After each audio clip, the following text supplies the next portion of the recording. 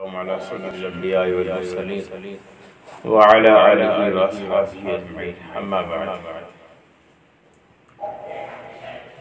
کل آپ حضرات کے سامنے یہ بات عرض کی جا رہی تھی کہ مکی اور مدنی آیتوں اور سورتوں کی کچھ علامتیں اور پہچان کیا جیسے عرض کیا گیا تھا کہ جو آیتیں اور جو سورتیں ہجرت سے پہلے نازل ہوئی مکی ہیں، اب ظاہر بات ہے اس کا تعلق تو علم سے ایسا نہیں پتہ لگے گا۔ کچھ علامتیں بھی ہیں جن سے پتہ لگ سکتا ہے کہ یہ آیت مکی ہے، یہ آیت مدنی۔ مثلاً جن آیتوں میں لفظ کلہ آیا ہے اور یہ قرآن کریم میں 33 صورتوں میں آیا ہے، وہ صورتیں مکی۔ جن صورتوں میں ابلیس کا، حضرت آدم کا ذکر آیا ہے علاوہ سورہ بقرہ کے، وہ صورت بھی مکی ہے۔ جن صورتوں میں سجدے کی آیتیں ہیں حنفی ترتیب کے مطابق، وہ آیتیں یا وہ صورتیں بھی مکی ہیں۔ یہ پہچان ہے جسے آدمی عام پڑھا لکھا بھی پہچان سکتا ہے اگر ان باتوں کو یاد کیا جائے۔ اس کے بعد جن صورتوں میں یا جن آیتوں میں توحید کا، برزخی حالات کا، قیامت کا، آخرت کے احوال کا تذکرہ ہے، تو وہ صورتیں اکثر وہ آیتیں مکی ہیں۔ چونکہ نبی کریم صلی اللہ علیہ وسلم مکہ مکرمہ میں تشریف لائے، وہاں بت پرستی کا زور تھا، قیامت کا انکار تھا، قبر کا معاملہ ہی ختم تھا کہ قبر میں کوئی سوال جواب ہی نہیں ہونا ہے۔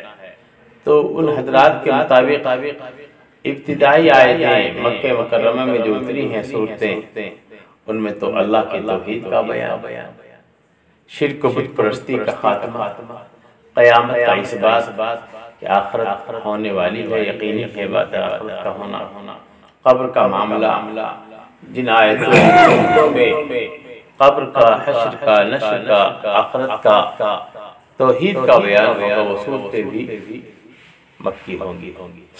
اور جن آیتوں، جن صورتوں میں منافقین کا ذکر ہوگا، جہاد کا تذکرہ ہوگا، وہ آیتیں اور صورتیں مدنی ہیں۔ جن صورتوں کے شروع میں یا جن آیتوں کے شروع میں لفظ یا ایھا الرسول آیا ہوگا، وہ آیتیں اور صورتیں مکی ہوں گی۔ اور جن صورتوں کے شروع میں یا ایھا الذین آمنوا آیا ہوگا، وہ آیتیں اور وہ صورتیں مدنی ہوں گی۔ یہ کچھ پہچان ہے۔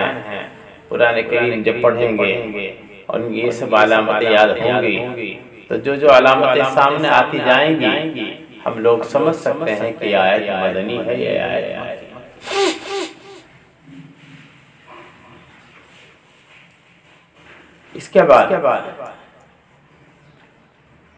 حضرت جبریل امین علیہ السلام حضور اکرم صلی اللہ علیہ وسلم پر مختلف آیتیں اور مختلف صورتیں اللہ کے حکم سے لاتے رہے، اور یہ نزول کا زمانہ، آیتوں کی ترتیب کا زمانہ اور قرآن کے اترنے کا زمانہ 23 برس کا زمانہ ہے۔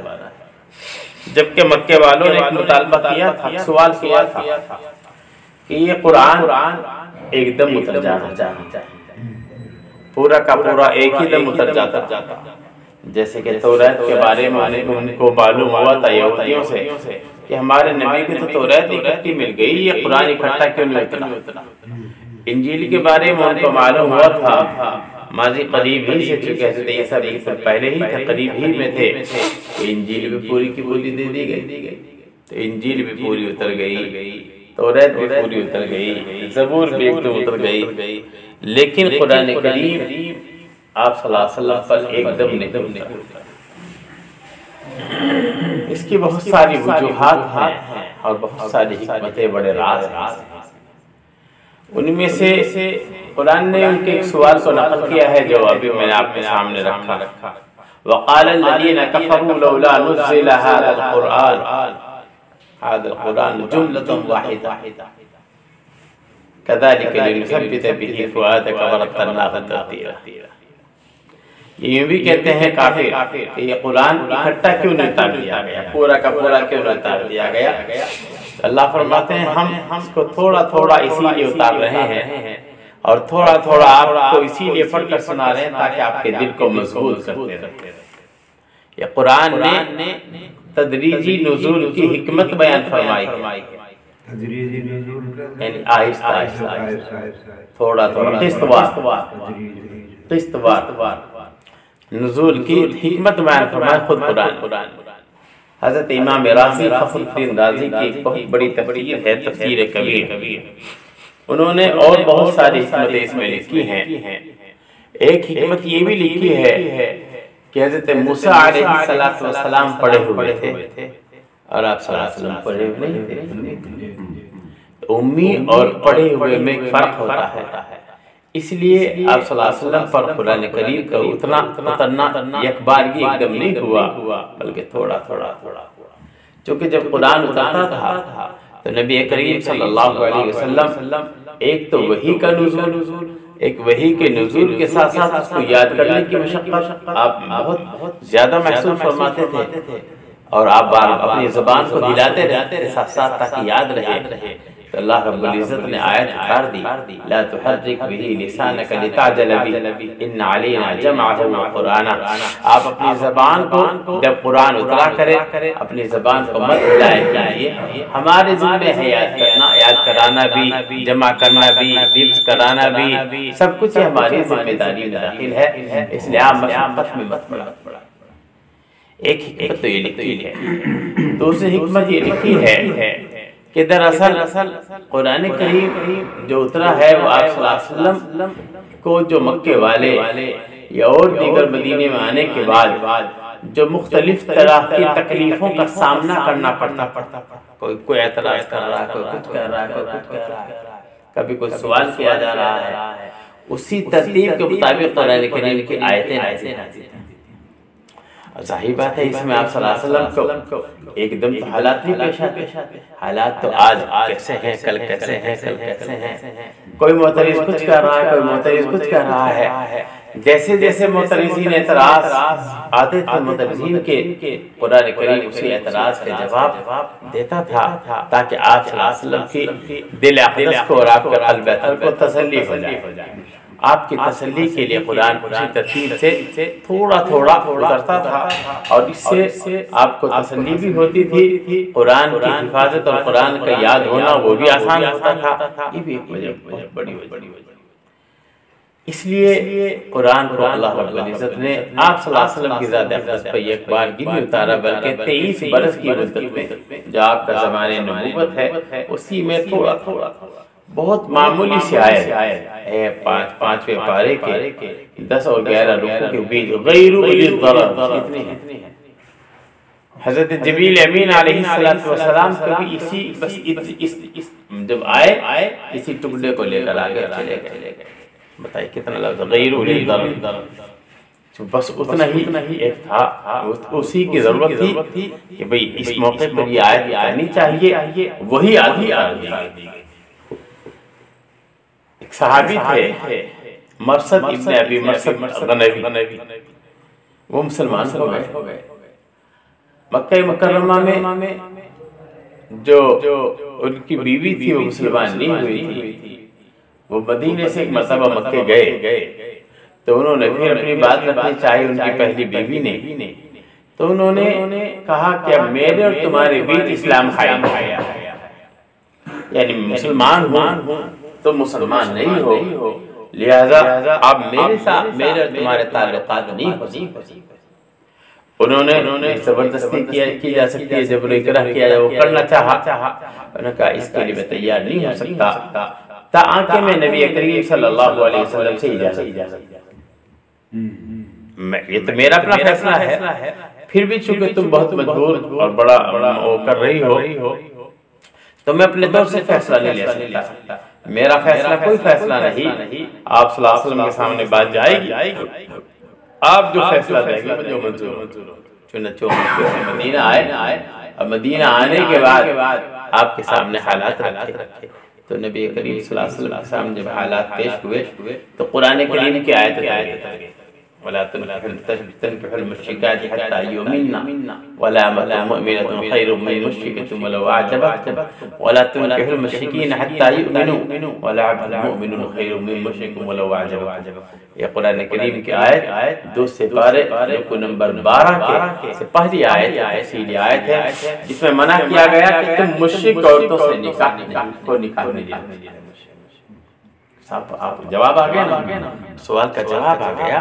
جب وہ ایک سوال کرنا چاہتے تھے اور آپ صلی اللہ علیہ وسلم سے مطالبہ کرنا چاہتے تھے میں کیا کروں، تو قرآن نے ایک انہی کے لیے نہیں وہ حکم آیا بلکہ رہتی دنیا تک کے لیے حکم آ گیا کہ کوئی مومن کسی مشرک کافر عورت سے نکاح نہیں کر سکتا اور اس کو نکاح میں نہیں ولا حتی یؤمن، شرط ہے ایمان، شرط ہے ایمان.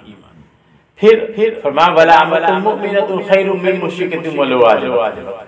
کبھی کبھی ایسا ہوتا ہے کہ ایک کافر عورت مالدار ہوتی ہے، خوبصورت بھی ہوتی ہے، مالدار بھی ہوتی ہے، بڑے عہدے اور منصب پر فائز ہوتی ہے، مثلا کوئی ڈی ایم ہے، ایس ڈی ایم ہے، اور ایک ویسے آدمی آپ میں دل مل گئے، لیکن ایک طرف اسلام ہے ایک طرف کفر ہے.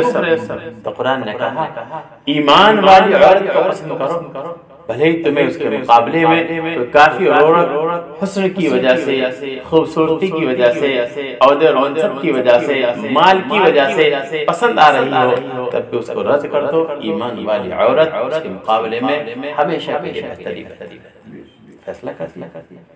اس زمانے کے حالات میں دیکھیے اس آیت کو پڑھی. یہ میں وہی واقعہ اسی زمانے کے واقعہ بتا رہا ہوں کہ آپ کے سامنے یہ بات پیش آئی. آپ اس زمانے کے حالات کا اندازہ لگائیے. ولا امۃ مؤمنۃ خیر من مشرکۃ ولو اعجبتکم. آج کے حالات ہیں علمان کہ ہمارے بچے یا ہماری بچی، کوئی بھی ہمارا بات ایک ہی بچے کو عنوان ہے، وہ جب پڑھ لکھ کر کوالیفائیڈ ہو جاتے ہیں تو وہ مذہب کو بیچ سے نکال دیتے ہیں، مذہب کو بیچ سے نکال دیتے ہیں. ان کا مطالبہ یہ ہوتا ہے کہ اگر میں ڈاکٹر ہوں تو میرے آنے والی نکاح میں میری بننے والی دلہن ڈاکٹر نہیں ہونی چاہیے، مجھے مذہب سے کوئی لینا دینا. ایسے قرآن نے کیا کہا، یہ تو بتانا چاہتا ہوں ولا امۃ مؤمنۃ خیر من مشرکۃ ولو اعجبتکم. چاہے تمہیں پسند، پہلے کہ چاہے تمہیں پسند بھی آ رہی ہو، کوئی پسند کی تو بات آ گئی، چاہے تمہیں پسند بھی آ رہی ہو، ڈگری کی وجہ سے، خوبصورتی کی وجہ سے، ایسے میں بہت سارا دھن آ جائے گا گھر میں، ساری باتوں کو رد کر دیا. جب یہ آیت اتر گئی تو مرثد ابن ابی مرثد الغنوی نے فوراً کہا دیکھیے فیصلہ آ گیا میرے بھائی، فیصلہ آ گیا. یہ تو ان کی برکت سے ان کے لیے نہیں، امت کے تمام ایمان والے مرد اور ایمان والی عورتوں کے لیے فیصلہ ہے. اگر فرمایا ولا عبد مؤمن خیر من مشرک ولو اعجبکم.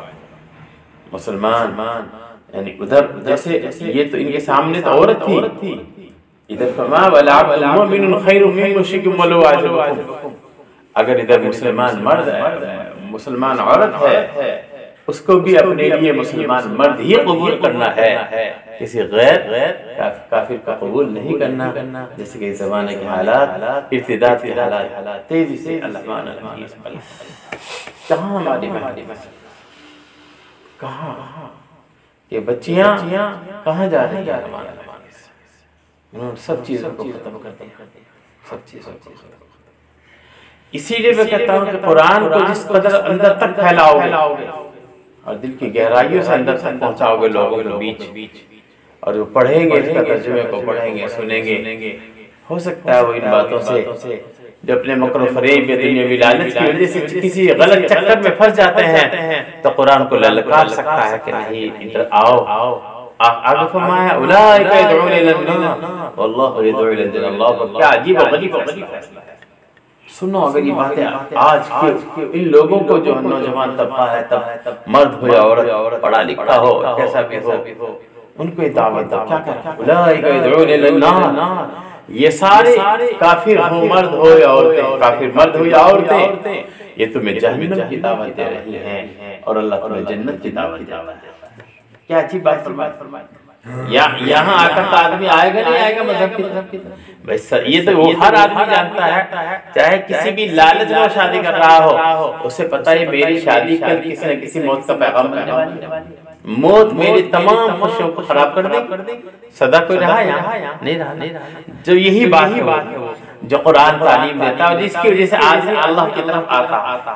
یا واقعی یہ تو سچی بات ہے، آج میں نے اپنے مذہب کو چھوڑ دیا، مرنا تو مجھے ہے ہی، ایسے تو ہونے میں جان بچا کے نوع دکھا دوں، میں تو ڈاکٹر ہوں میں مروں گا نہیں، میں تو انجینئر ہوں مجھے موت نہیں آئے گی، میں تو فلاں ہوں ایف ڈی ایم ہوں مجھے موت نہیں آئے گی، میں تو ڈی ایم ہوں مجھے ایسا یہ چیز ہے جو اللہ نے آگے بتائی کہ تمہیں پسند آ رہی ہے، تم نے قبول کر لیا، نکاح کر لیا، نکاح میں رکھ لیا، آرام کاری ہو رہی سب کچھ، لیکن آگے سنو اولئک یدعون الی النار واللہ یدعو الی الجنہ، یہ سب کہہ کی دعوت دے رہے تمہیں جہنم کی، یہ سب کہہ کی دعوت دی جا رہی ہے تمہیں جہنم کی دعوتیں چل رہی ہیں، جہنم کے پلان چل رہے ہیں، جہنم کو بھرنے کی تیاری ہو رہی ہے تمہیں، اور اللہ تمہیں جنت کی دعوت دے رہا، آؤ اللہ کے بندو جنت کی طرف آؤ۔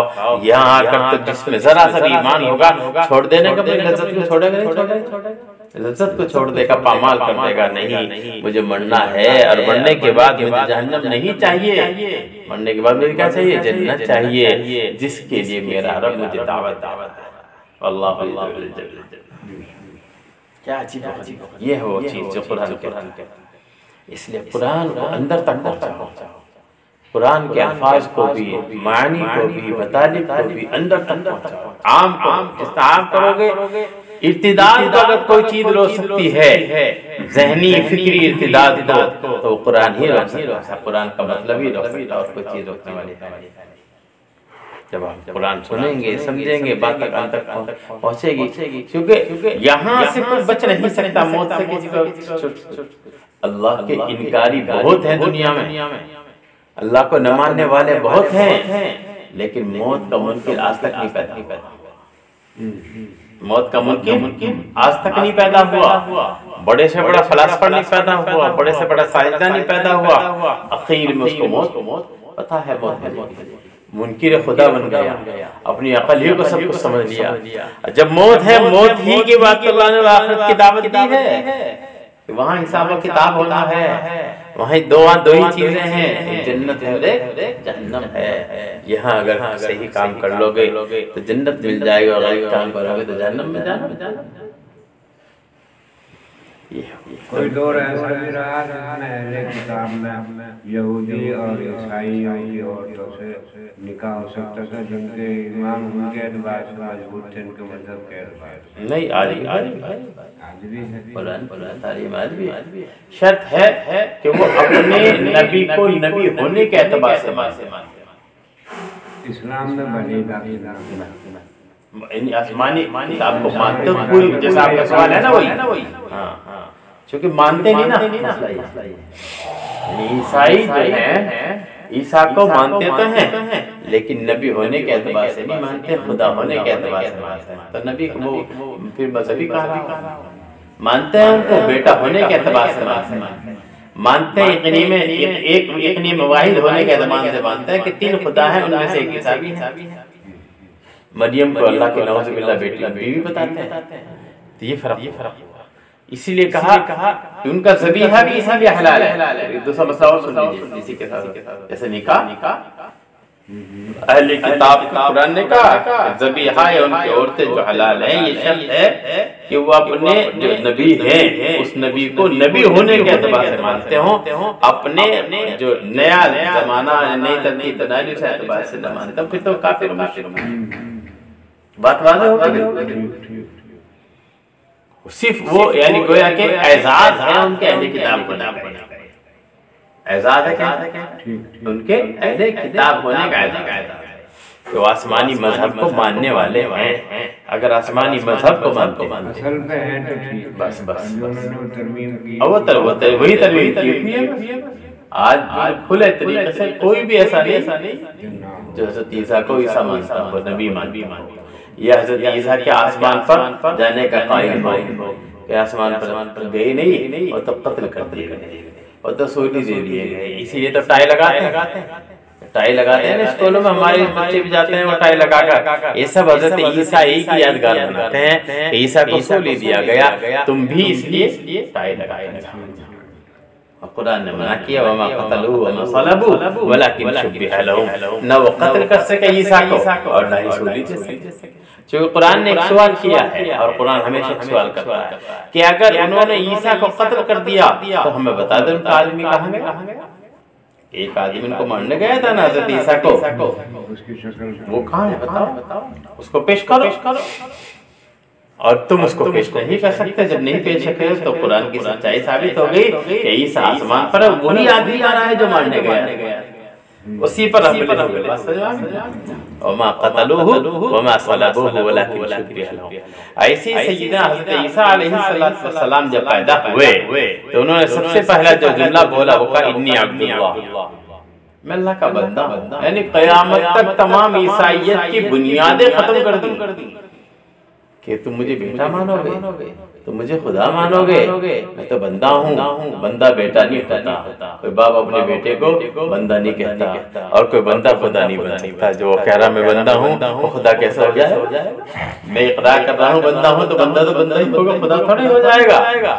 میں تو بندہ ہوں اللہ کا، میں خدا ہو نہیں سکتا۔ یعنی آنے والے دنیا میں جو میرے تعلق سے کچھ ایسی باتیں چلیں گی اس کا ہمیشہ کے لیے خاتمہ۔ یہ قرآنی تو بتاتا ہے، یہ قرآنی، اسی لیے تو کہا تھا جب حضرت مولانا رحمت اللہ کیرانوی نے کتاب لکھی انگریزوں کے خلاف، جو زمانے میں انگریز تھے ہندوستان میں، اظہار الحق کر کے کتاب لکھی، اظہار الحق میں پرخچے ہوئی قرآن اور حدیث سے جو انہوں نے دلائل لکھے ہیں، عیسائیت کے پرخچے اڑائے، اس پر بین لگایا، وہ کتاب چھپ نہیں سکتی، بین لگا لیا گیا، لندن نے برطانیہ نے بین لگا لیا۔ تو یوں کہا تھا عیسائیوں نے کہ اگر صلاح الدین ایوبی جیسا ایک آدمی اور ہی میں پیدا ہو جاتا عیسائیت کا تلوار سے خاتمہ کر دیتا، اور اگر رحمت اللہ کیران میں ایک اور انسان پیدا ہو جاتا تو عیسائیت کا قلم کے ذریعے سے ہمیشہ کے لیے خاتمہ۔ ایسا اگر کوئی اسے پڑھے گا، یعنی کوئی رہے گا اس کتاب کو پڑھنے کے بعد کہ وہ عیسائی سے توبہ نہ کرے، اس کے پاس کوئی ثبوت نہیں، کوئی ثبوت ہی نہیں اس کے پاس کہ ہے کوئی عیسائیت کوئی چیز ہے کیا۔ عربی میں ویسے زبردست کارنامے علماء نے کیے ہیں ہمیشہ۔ حضور پاک صلی اللہ علیہ وسلم کے امی ہونے کی کیا مصلحت ہے؟ یہ مصلحت تھی کہ اگر آپ پڑھ لیتے تو پڑھانے والا ہمیشہ آپ افضل ہوتا، اور آپ سے کوئی افضل ہے نہیں۔ سمجھ گیا؟ بھائی میں کسی کے سامنے پڑھوں گا تو بھائی میں تو چھوٹا، پڑھنے والا تو میں چھوٹا ہوتا ہے، شاگرد تو شاگرد ہی ہوتا ہے نا۔ فرمایا حضرت علی نے اگر کوئی غلام بھی میرا استاد ہو تو وہ میں اس کا غلام ہوں ہمیشہ کے لیے، وہ میرا استاد ہوگا، چاہے جہاں چاہے بھیج دے، جس بادشاہ کا بادار میں چاہے بھیج دے، تو وہ بات وہ آیا جاتی ہے نا استاد شاگرد کی بات آ جاتا ہے۔ اور یہی راز ہے، نبی کریم صلی اللہ علیہ وسلم کے بیٹے ہوئے تھی لیکن زندہ نہیں رہے، کہ وہاں بھی سلسلہ چلتا ہے نا، بیٹے ہیں، شاید خلافت یہ منتقل ہو جائے گی، یہ نبوت یہ منتقل ہو جائے گی۔ اللہ نے بیٹے اس لیے لی تاکہ کوئی نہ کسی کوئی بیٹا نہیں ہوا، اور زندہ اس لیے تھے کہ ورنہ کوئی معاملہ اور زیادہ پتا، اور وہاں حفاظت ہونی تھی چونکہ آپ کی نبی، آپ کے بعد کوئی نبی ہے ہی نہیں۔ اور بہت سارے راز، یہ تو ایک ادنا سا راز ہے آپ صلی اللہ علیہ وسلم کے امید ہونے کا، ادنا سا۔ آپ کو تو ڈائریکٹ پڑھانے والے اللہ رب العزت۔ یہ استاد کا ادب جتنا زیادہ کسی طالب علم نے رکھا اتنا ہی وہ اعلیٰ، اسی سے کام لیا ہے۔ ہر اعلیٰ درجے میں پہنچے ہوئے بھی استاد کے سامنے بڑی ہو رہی، وہ ہمیشہ ایسے ہی دبے رہے۔ جس کو جس نے کچھ بننا ہے نا وہ وہی بنا ہے جو اپنے استادوں کی چپل اٹھاتا۔ بلکہ یہ دیکھا کہ استاد کی جو ہے بیٹی ہے، بیٹے ہیں، ان تک کا بھی بہت احترام کرنا، حق ہے نا، حق ہے ان کی خدمت کرنے کا بھی حق۔ یہ علم تو اسی طرح ہے، یہ علم ادب سے جڑا ہوا ہے، بے ادبی سے چھین لیا جاتا ہے، بے ادبی سے علم کو ختم کر دیا جاتا ہے۔ یہ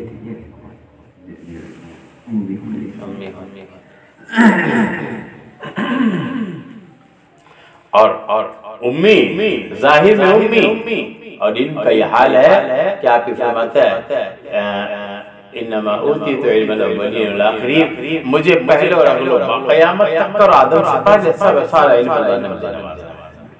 یہ پڑھا، یہ علم کا حال امی سے اعتبار سے لکھنا نہیں جانتے، اس اعتبار جو جواب تھا کہ یہ تو خود گھر کے رہے، تو وہ بھی جب آپ امی ہیں، یہ تمہیں ایک راز بتایا، جب آپ امی کہاں سے گھڑ کے لائیں گے؟ آپ کی تو کوئی استادی نہیں، گھڑو کہاں سے، پڑھیں کہاں سے؟ جب آپ پڑھنا جانتے ہی نہیں، بنانا جانتے ہی نہیں، مضمون بنانا جانتے ہی نہیں، اس لیے آپ کو اللہ رب العزت نے امی محض رکھا۔ ہم عیسائیوں کے اسکول میں پڑھتے ہیں، انجیل کے اندر داؤد علیہ السلام، یوسف علیہ السلام، نوح علیہ السلام